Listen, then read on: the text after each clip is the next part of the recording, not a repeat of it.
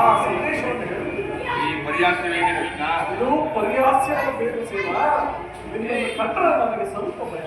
ಆದ್ದರಿಂದ ಕುಳಿತುಕೋ, ಅನಂತರ ಆ ಸಂದೇಶವನ್ನು ತಿಳಿಸಿಕೊಡು. ಹಾಗೆ ಆಗಲಿ. ನಿಶ್ಚಯತೆ ಕುಳಿತುಕೊಳ್ಳುವನು. ಈಗಲಾದರೂ ಹೇಳುವೆ ಆ ಸಂದೇಶ. ಪ್ರತಾಪಶಾಲಿ, ನೀನು ಕೋಪ ಮಾಡುವುದಿಲ್ಲವಷ್ಟೇ. ಅದು ಆಗಲಿ. ನನ್ನ ಕ್ಷಣಕಾಲ ಮಾತ್ರ.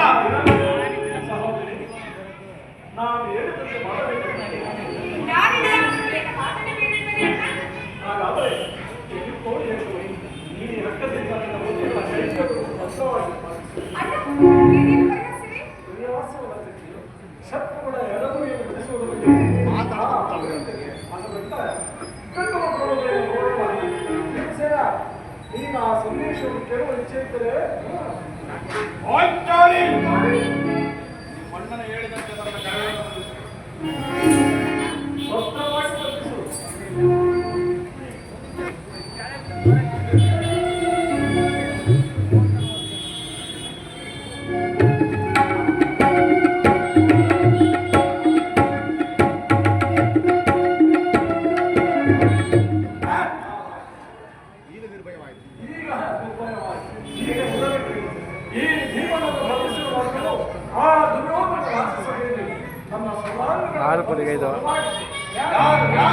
ಆರು ಪರಿಗೈದು ಆಡು.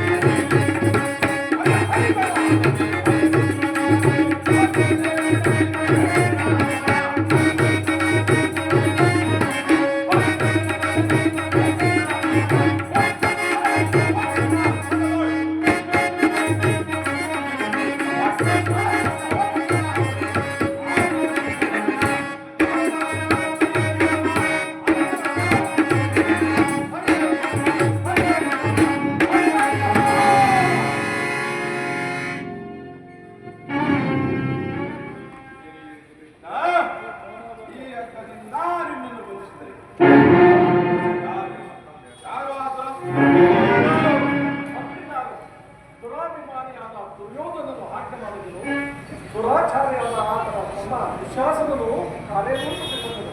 ಇಂತಹ ಮಹತ್ಕಾರ್ಯ ಪಾಲಿಂದ ಸಾಧ್ಯ.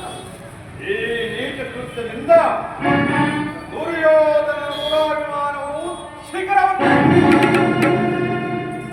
ಪಾಂಡವ ರಾಯಭಾರಿಯನ್ನು ಈ ರೀತಿ ಅಪಮಾನಪಡಿಸಿದನೇ ಆ ಈ ಮಾತನ್ನು ಕೇಳಿ ಕೋಟಿ ಕನಾಡಿಗಳು ಬಂದು ನನ್ನ ಕಡೆಗೆ ನಿಟ್ಟತನದಿಂದ ಕಂಗೆಟ್ಟು ಪಟ್ಟಕ್ಕೇರಿ ಮೆಟ್ಟಿ ಬರುವ ಗುರುಕುಲ ಕೀಟವೇ, ನಿನ್ನ ರಕ್ಷಣೆಗೆ ತ್ರಿವಿಕ್ರಮರೇ ಉರಿಗಣ್ಣನ್ನೆತ್ತರೆ ಸುವರ್ಣಗಳೇ ಅಡ್ಡವರೇ ಬ್ರಹ್ಮಾಂಡವೇ ನಡುಗಿ ನೀನು ಅದಳ ವಿದಳ ಸುದಳ ಪಾತಾಳದ ನಡಗಿ ನಿನ್ನನ್ನು ಎಳೆತಂದು ಈ ಹಣೆಯ ಮಾರಿಗೆ ಬಲಿಕೊಡುವೆ. ಅಗ್ರಜ, ಧನಂಜಯ, ಇದಕ್ಕೆ ನಿಮ್ಮ ಉತ್ತರವೇನು? ಆ ದುರ್ಯೋಧನನು ಸಂಧಿಗೆ ಕೊಟ್ಟ ಉತ್ತರವು ನೀವು ಸಂಧಿಯನ್ನು ಅಪೇಕ್ಷಿಸುವುದು ಆದರೆ ಅದು ದೊರಕುವುದು ರಣರಂಗದಲ್ಲಿ, ಶಸ್ತ್ರಾಸ್ತ್ರಗಳ ಸ್ಪರ್ಶ ಸ್ಪಂದನದಲ್ಲಿ, ರಥಿಕರ ವೀರ ಘೋಷಣೆಯಲ್ಲಿ. ಈ ಸಂದೇಶಕ್ಕೆ ನಮಗುಳಿದಿರುವುದು ಒಂದೇ ಉತ್ತರ, ಅದು ಯುದ್ಧ. ನೀನೇ ತಿಳಿದಿರುವೆ ಕೃಷ್ಣ, ನಾವು ಯುದ್ಧವನ್ನು ಅಪೇಕ್ಷೆ ಪಟ್ಟವನಲ್ಲ ಎಂದು ಸಂಧಿಗಾಗಿ ಸರ್ವ ಪ್ರಯತ್ನವನ್ನು ಮಾಡಿದವನೇ. ನನ್ನ ಕೈಗಳಲ್ಲಿ ಅಗ್ರಜ, ನನ್ನ ಕೈಗಳನ್ನು ಬಿಟ್ಟು ಧನಂಜಯ, ನನ್ನ ಕೈಗಳನ್ನು ಬಿಟ್ಟು ಯಾರೂ ಬಿಟ್ಟಿರುವುದಿಲ್ಲವೇ? ಬೇಡ ಬೇಡ ಬೇಡ.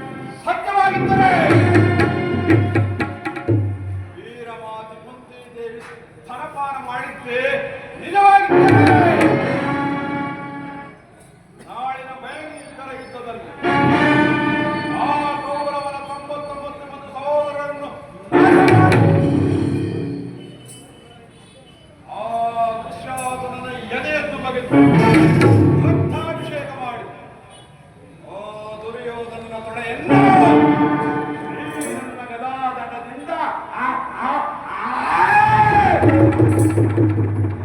ಒಂದೇ ಗೇಟಿಗೆ ಹೊಡೆದು ಅವನ ರಾಜಕಿರೀಟವನ್ನು ನನ್ನ ಕಾಲಿನಿಂದ ಪುಡಿ ಪುಡಿ ಮಾಡಿ ಈ ನನ್ನ ಪ್ರತಿಜ್ಞೆಯನ್ನು ನಾನು ಸಾಧಿಸಿಕೊಳ್ಳದೆ ಹೋಗಿ